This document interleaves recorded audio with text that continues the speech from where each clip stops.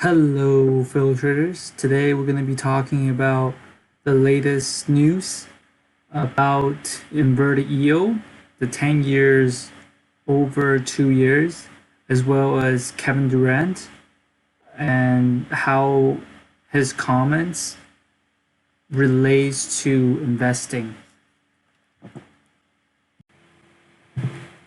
Now, to understand inverted yield curve, we first need to understand what is yield curve. Yield curve is basically the benchmark that we use to see whether a recession is going to be coming soon. Yield curve is where we say we invest in the US Treasury bonds, and for each bond, there are different durations, mature durations. So you can go into bonds knowing that you can get back your money after the end of year 5, year 3, months. And in this case, what we're talking about is 10 years over the 2 years. Now, let's just use our common sense here. The longer the mature date, the longer it is away from us. So say 10 years is longer than 3 years. In theory, you should get paid more in risk premium because there's always a risk that you won't get that money back. And that's why for those longer term bonds, the interest will be higher to compensate that. Okay, now we get that out of the way. This is the normal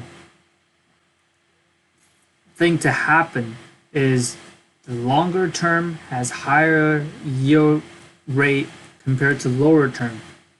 Okay? Now, why is it inverted? Now, every time it inverts, it just means that the investors are looking further out into the future. They are thinking that, hey, in 2-3 years, I don't think there's gonna be a lot of upside, so I'm gonna put my money in 10-year bonds, more further into the future. And usually, what that means is people are bracing for a recession, and this is what happened today when Dow tanked 800 points because this signal is flashing. It's usually really accurate. Now, for new investors, I would recommend to stay put.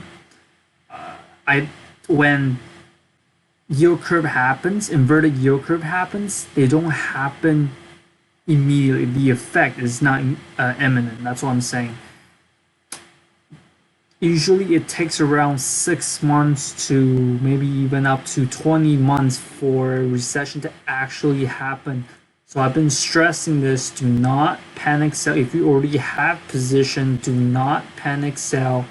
Keep holding. And another way to, I guess, mitigate the risk is to invest with bonds. And you can see with bonds, it is really, I guess, a way to mitigate risk because bond tends to rise when interest rates are cut, which in this case, yes, it's been cut, and it might be even cut a lot more. We don't know what's gonna happen.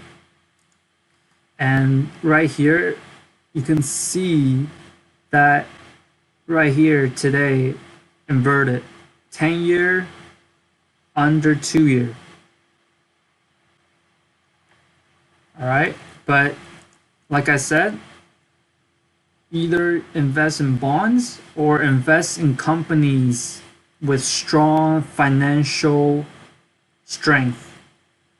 I'm talking about companies like McDonald's, Microsoft, that kind of blue chip company that you can, rely on, because it tends to be that, well, when these kind of swings happen, those companies that produce goods tend to get hit the hardest, especially during the trade war when everything from China is gonna get slapped on with tariffs.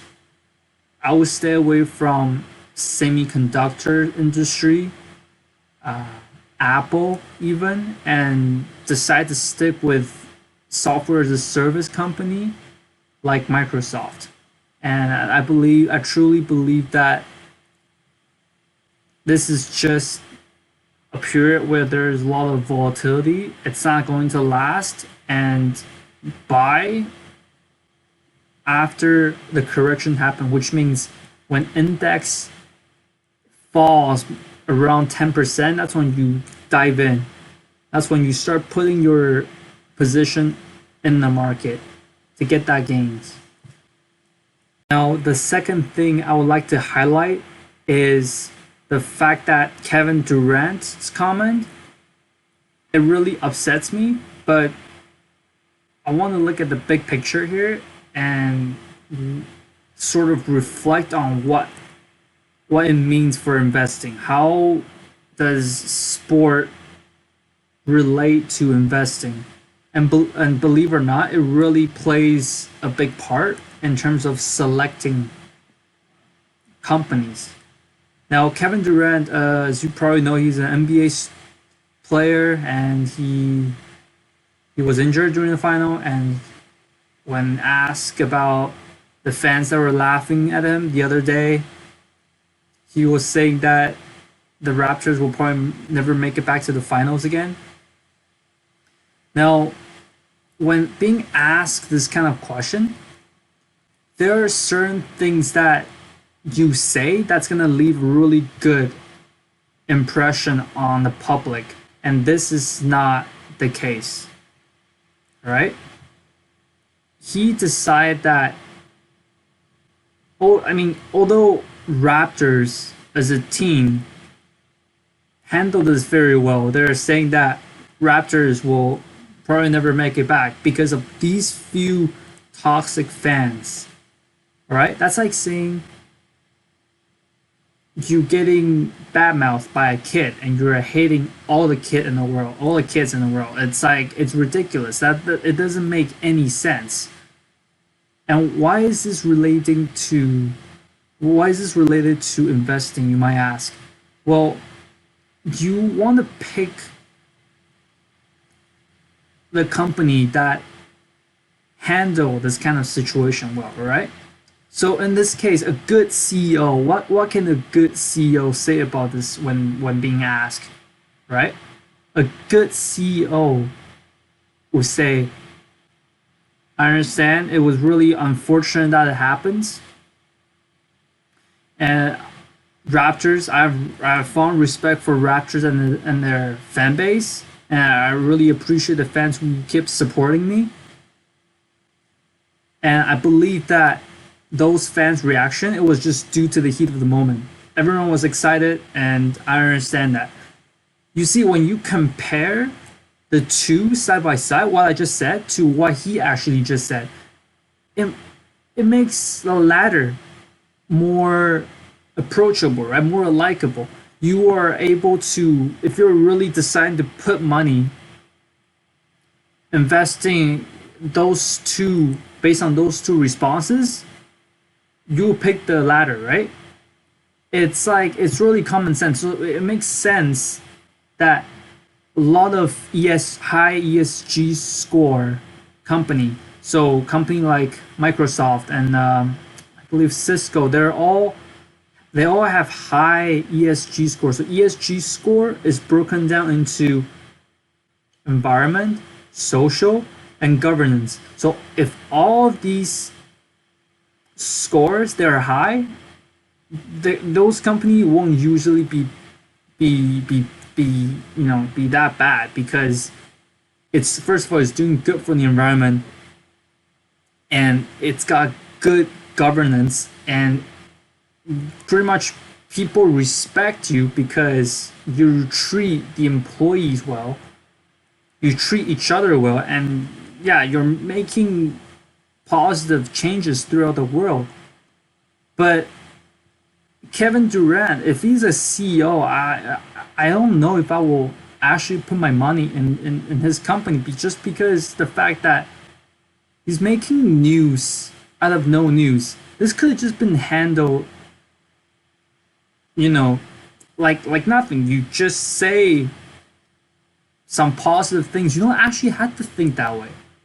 But he's making that news to the to me. I mean, like media is part to blame, but Kevin Durant as a person saying this to Raptors fans. I mean, like we already lost a lot of respect when he joined the Warriors, and lost even more respect when he created that burner account, whatever accident. And now he's saying this.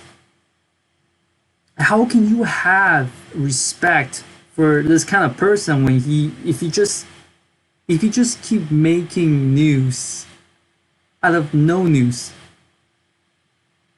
That's just something that I gotta get off my chest. And that's all for this video. If you like the video, please like, comment, and subscribe. And remember to stay hungry, stay diligent, and I will see you guys next time.